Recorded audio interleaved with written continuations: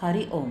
योगदास जय गणेश जोशी यांनी निरूपण केलेला ज्ञानेश्वर माऊलींचा हरिपाठ अभंग 22वा, ओवी क्रमांक 87. नित्य नेम नामी तो प्राणी दुर्लभ, लक्ष्मी वल्लभ तया जवळी. नित्य नेम नामी तो प्राणी दुर्लभ, लक्ष्मी वल्लभ तया जवळी. श्री ज्ञानेश्वर माऊली सांगतात की नित्य नेम नामी तो प्राणी दुर्लभ. नित्य, नेहमी, सतत हरिनाम घेत असलेला मनुष्य शोधून सापडणं महादुर्लभ आहे. नामाची गोडी लागून नामगजरात बुडून गेलेला मनुष्य दिसणे विरळ आहे.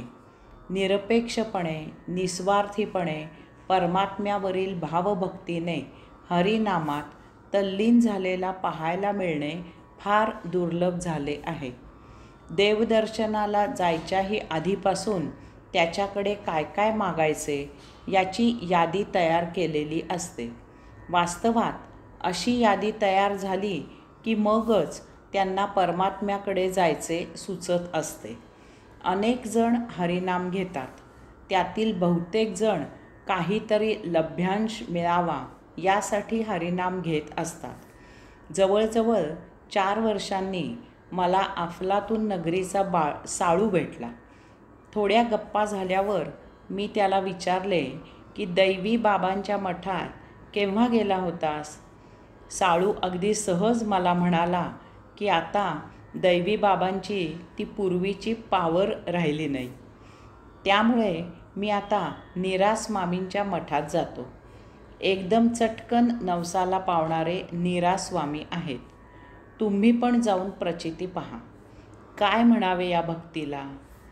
असे लोक हेतू प्राप्त झाला की उपासना थांबवतात. काही जण जमेल तेव्हा आणि जमेल तेवढी उपासना करतात. काही जण फावल्या वेळी उपासना करतात. काही जण 4 चौघात प्रतिष्ठा व्हावी म्हणून उपासना करतात. कोणाचा काय हेतू असेल याचा काही नियम नाही. कठोपनिषदात अध्याय 1 वल्ली 2 श्लोक 7 येथे यमराज नचिकेतला म्हणतात, श्रवणाय अपि बहुभिर्यो न लभः शृण्वन्तः अपि बहवो यं न विद्युः.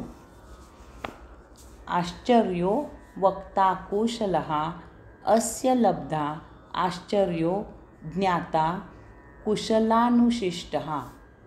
अर्थात आत्मतत्वज्ञान पुष्कळांना श्रवण करायला मिळत नाही. श्रवण करूनही ते अनेकांना समजत नाही. त्यासंबंधी कुशलतेने विद्वत्ता प्रचूर प्रवचन देणारा मिळणे म्हणजे आश्चर्यच होय.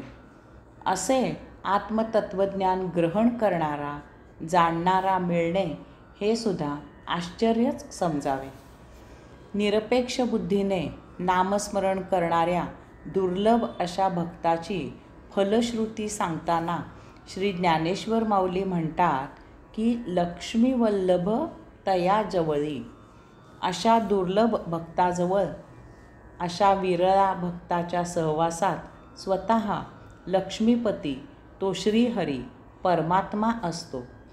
एकदा नारद मुनी भगवंत श्रींना विचारते झाले की भगवंता, अरे तू जर वैकुंठी सापडला नाहीस तर तू सापडशील असे एखादे ठिकाण कोणते आहे की तू तेथे नक्की सापडशील?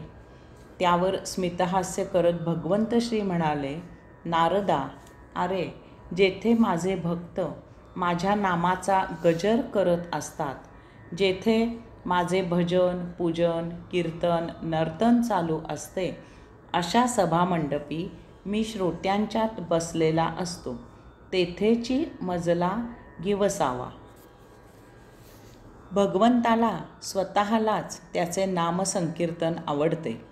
त्याला भक्ताचे आणि भक्तीचे वेड आहे. त्याला भक्ताशिवाय करमत नाही.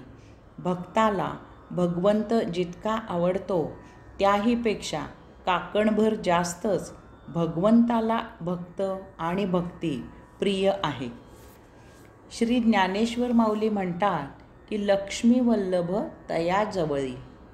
नामस्मरण करणाऱ्या त्या दुर्लभ भक्ताला तो लक्ष्मीपती प्राप्त होतो. रमादेवीचे स्वयंवर होते. रमादेवी वरमाला घेऊन लग्न मंडपात आली. तेथे तिच्या सौंदर्याला लालचावलेले अनेक जण आलेले होते. मोठ्या आशेने तिच्याकडे पाहत होते. रमादेवी एकेकाला निरखून पाहत होती. इतक्यात तिचे लक्ष पलीकडे शेषशयनी शांताकारमम भुजगशयनम अशा भगवंत श्रींकडे गेले. तिने तेथे जाऊन त्यांना वरमाला घातली आणि तेथेच त्यांचे पाय चेपत सेवेला बसली. न मागे तयाची रमा होय दासी.